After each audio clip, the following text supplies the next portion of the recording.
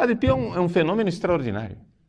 Padre Pio é o santo mais providencial do século XX. Porque Deus deu à igreja do século XX o que ela mais precisava. Por quê? No século em que haveria a crise do sacerdócio, Deus dá à igreja o único sacerdote estigmatizado da história da igreja. É o único. Muitos santos receberam os estigmas, mas nenhum era padre. Só Padre Pio era padre. Para fazer com que as pessoas experimentem e vejam que Cristo vive nos seus santos. E Cristo vive nos seus santos de uma forma extraordinária na vida do santo Padre Pio de Pietrelcina. Assim, eu acho que o Padre Pio é um santo providencial porque ele faz com que nós, homens céticos, modernos do século XX, entremos em contato com uma série de milagres que nós só ouvimos falar na Idade Média. Entendem? Os milagres que aconteceram na vida do Padre Pio são tão clamorosos, é um negócio assim tão extraordinário, que você diz, bom, se aconteceu na vida do Padre Pio, atestado por médicos, por laudos médicos, por radiografias, exames de sangue, cirurgias, médicos do século XX, se aconteceu esse milagre na vida do Padre Pio, então por que não na vida de Santo Antônio no meio da Idade Média? Compreendem? Porque quando nós, homens céticos do século XX, lemos os relatos dos santos medievais, dos santos do passado, a nossa tendência é interpretar aquilo tudo como sendo uma criação quimérica, um negócio assim, isso é o povo daquela época que tinha fantasia, olha só a fantasia do homem medieval. Mas quando você vê o Padre Pio, o negócio não é medieval, o negócio é agora. Como é possível que o homem tenha curado uma menina cega de nascença, que nasceu sem a pupila, e a menina foi curada e começou a enxergar e continuou sem pupila?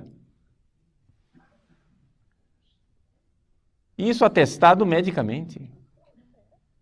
Ou seja, os médicos, essa menina não tem pupila, ela não enxerga, e no entanto estava enxergando. Como é possível? E não é assim, dizem, não, a menina com nome, eu não sei o nome e o sobrenome aqui de cor, mas é atestado nos livros com laudos médicos e tanto assim de testemunhas. Casos extraordinários, como por exemplo, o caso de uma senhora que levava uma criança recém-nascida para ser curada pelo Padre Pio, a criança tinha sido desenganada pelos médicos. Os médicos disseram, essa criança vai morrer, não tem jeito. A mãe, contrariando os médicos, tirou a criança do hospital, colocou a criança no trem com ela, viajou de trem para Pietrelcina com a criança recém-nascida, agonizante. No meio do caminho a criança morreu. A mulher escondeu o cadáver da criança dentro da mala. Uma mala de plástico dentro da qual qualquer criança teria morrido sufocada. Era impossível que aquela criança estivesse viva. Para não parar o trem e ter que levar para o necrotério, etc., ela escondeu o cadáver da criança dentro da mala, chegou até San Giovanni Rotondo, entrou na igreja onde Padre Pio estava saindo do confessionário naquele momento e estava na presença de um médico. Providencialmente havia um médico ali. A mulher vê o Padre Pio, tem uma crise histérica, começa a gritar, abre a mala e mostra o cadáver da pequena criança. Padre Pio toma o cadáver nas mãos, olha para a criança, chora e diz, "Ma guarda, é viva", e entrega a criança viva nas mãos da mãe. O médico que estava ali presente disse, era impossível que aquela criança estivesse viva. Eu vi a mãe tirar a criança de dentro da mala. Qualquer criança teria morrido sufocada.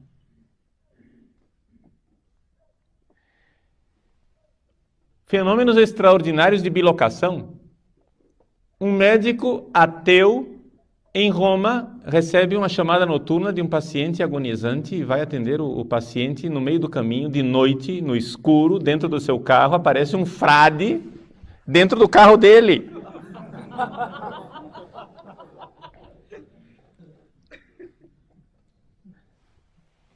Ele olha para o frade, sem acreditar no que está vendo, passa a mão e não tem nada. Mas ele vê o frade. E o frade diz para ele: o paciente tem tal doença, você vai tentar este tratamento, não faça isso porque ele não vai dar certo, faça tal outra coisa que vai funcionar. O médico ateu chega lá, constata que a doença é exatamente como o frade descreveu, tenta mesmo assim a terapia que o frade tinha dito que não ia funcionar, de fato não funcionou, ele tenta a segunda vez aquilo que o frade havia aconselhado e funciona.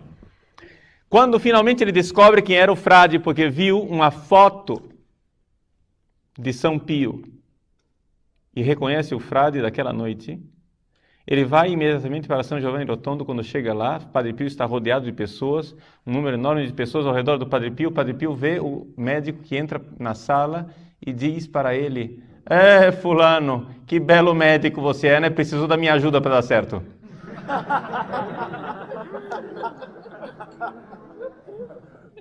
É evidente que se converteu. Pilotos de caça americanos, ingleses, canadenses, durante a Segunda Guerra Mundial tentaram bombardear a cidade de San Giovanni Rotondo. E não conseguiam bombardear a cidade porque durante o voo lhes aparecia um, aspas, monge voando, que impedia os aviões e fazia com que as bombas caíssem no meio da floresta.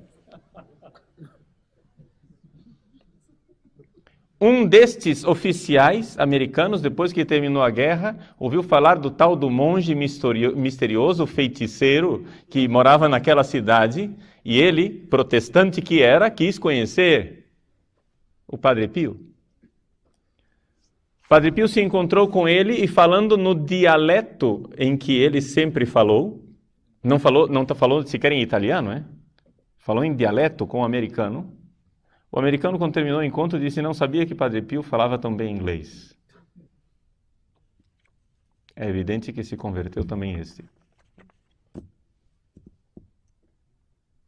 Coisas assim inacreditáveis. E isso, assim, para falar as coisas mais clamorosas, mas milagres e milagres, mas não, centenas de milagres.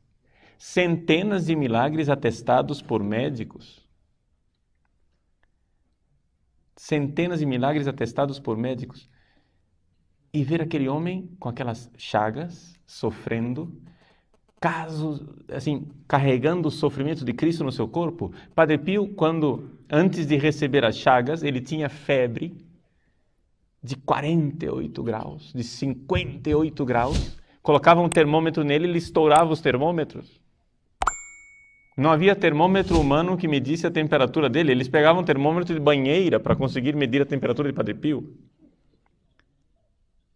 Era medicamente impossível que aquele homem estivesse vivo com aquela febre. E, no entanto, estava lá. E o Padre Pio dizia muito acertadamente: eu sou um mistério para mim mesmo. In nome del Padre, del Figliolo e dello Spirito Santo, e così sia. Sia lodato Gesù e Maria, e buonanotte a tutti.